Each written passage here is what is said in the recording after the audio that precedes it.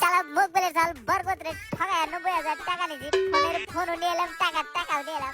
যাই মোবাইলটা বের করে আপাতত টাকাগুলা দিয়ে সিভিলে মাছ ব্যবসা শুরু করি বাবা বরকত মোবাইল নিয়েছে ও বাবা নিয়ে এসে দেও কত নিল 90,000 বাবা। ফোন ভালো দিছে হ্যাঁ হ্যাঁ সব বোঝাস এ তো মোবাইল দেয় না ক্যাশিং দিয়ে দিছে টেডি তো কইলো আইফোন। দেখি চলো চলো ওরে বাবারে ঘাড় গেল রে ঘাড় গেল শালা লামা কেজি থেকে 50 কেজি মাছ নে ঘাড়ের উপর নিয়ে আমার ঘাড়ের রক টেরা হয়ে গেছে যাই এই মরে বসে